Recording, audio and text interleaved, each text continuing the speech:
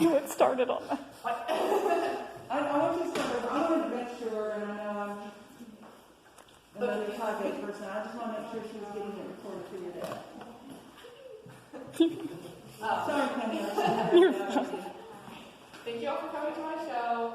I'm really excited we were able to do it because I wasn't sure, but so my show is called The Sunflower Shed, and the ultimate creation of it was a storybook that I did. All of the illustrations are on that side of the gallery, but the inspiration for the illustrations are primarily on this side.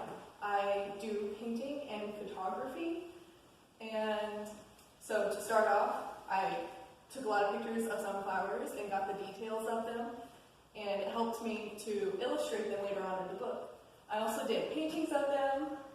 This one in particular is one I did very early on that kind of kick-started everything and it, got me interested in the idea of a book called The Sunflower Shed.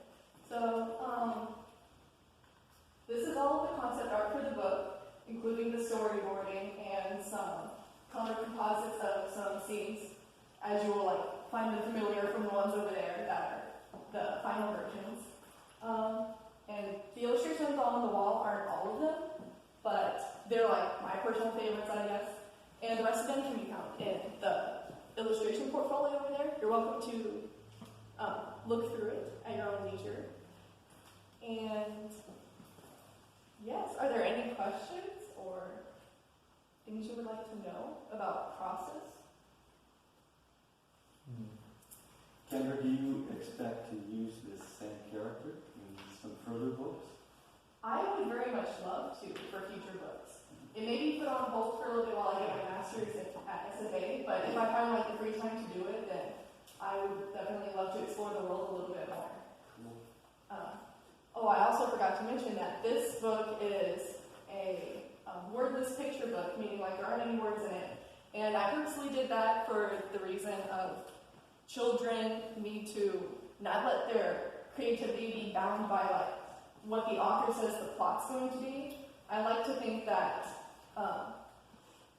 someone would show a kid this book and they would create the story themselves, why things happen, why this girl traveled, where she went, who these people are and stuff.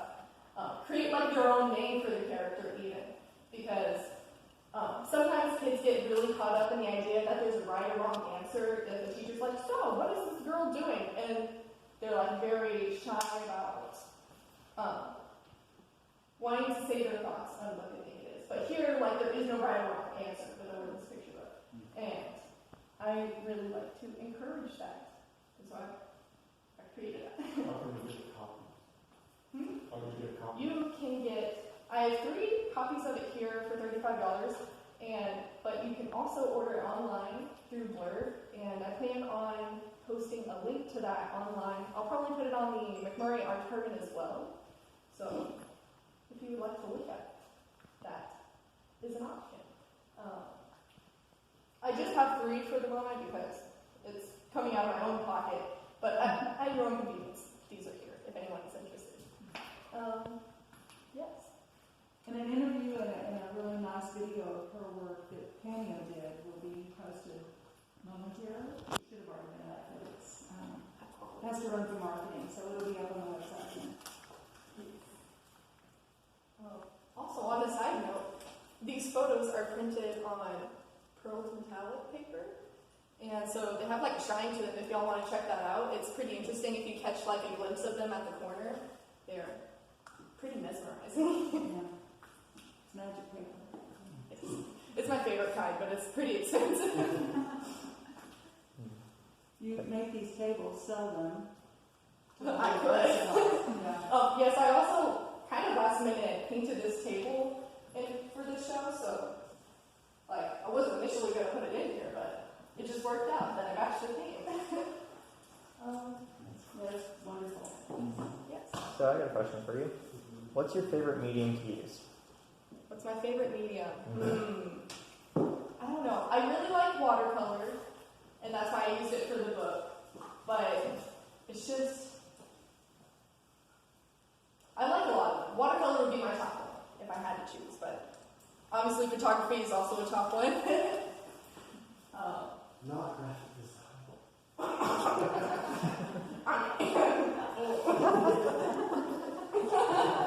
You don't have to be good at everything. I'll take the one digital piece one. Yeah, single digital piece.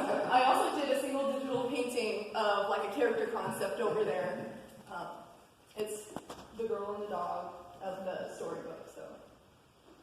And our little characters are wonderful. Oh yes, I also made some dolls because I thought that would be cute and yeah, made the templates myself. I could see a whole marketing. Yeah.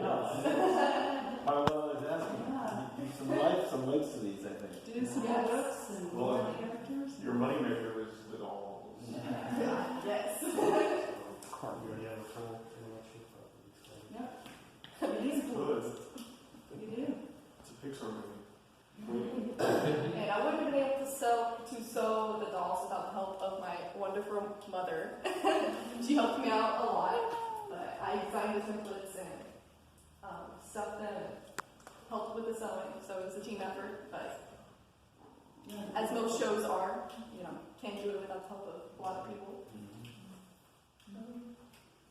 Anything else y'all would like to know? Did you find it kind of freeing to create a story without words and just pictures, or did you find there were some limitations or challenges?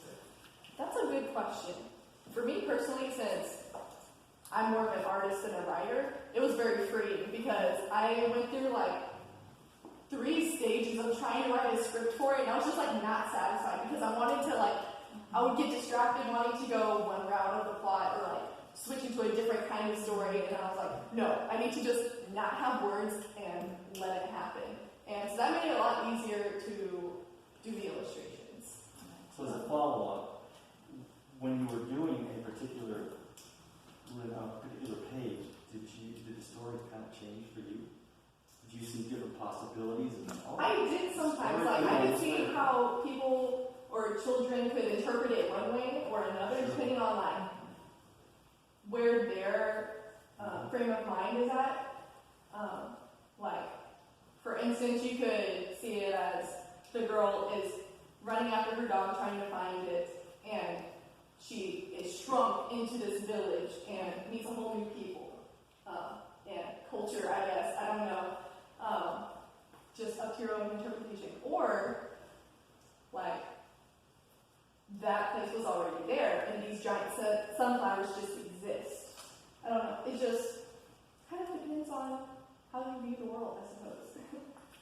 Yeah, I really enjoy how much freedom you give the person who's reading it to create their own, interpretation of the story.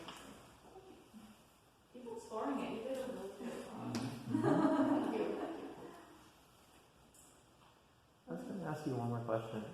Did you ever think of a different, when you're making the main character, did you want to do different designs, or were you kind of you found and you're kind of I like this one, and just thought of different renditions, because I saw that one over there. Yes. So I went through a few stages. I went through color composites of what I may or may not want the main character to be. So I experimented with maybe the girl having black hair or blonde hair. But ultimately I found the red hair from an artistic standpoint to stand out a little bit better against the green because they're complementary colors. So that's the reason why I went that route, because the environment that she would be in is primarily green and it helps her to stand out. And also kind of matches the dog, so it's kind of cute. I enjoyed it a little bit better. And we did a poll with Grayson. He came in and checked it out, and I think he said that he liked that one, right? Mm-hmm. It was that one in between another one, but he really leaned towards the red hair and dark blue overalls. So Tell us about your inspiration for the dog. for the dog, I have a dog named Dash, and he's a corgi. He's pretty cute, and I just always wanted to draw a corgi, and there's no time like present to start learning that, and by drawing it many times. So yes, that is the inspiration for that. And my favorite flower is sunflowers. So as you can gather from this entire show, and I just combine my life. I feel like many children's books are influenced by the author's own world, I guess, in a sense. Their own experiences. So this is kind of taking pieces of my own experience and making a story out of it, I guess. Any other questions? I think it's a marvelous show. Thank you. And it's all new work for this show, too. That's the best thing, except for inspiration. Yes. Except for Yeah, that wall, I think, pretty much. which is what we strive for. Awesome. Well, thank you guys for coming. I really appreciate it. I was a little bit nervous in there.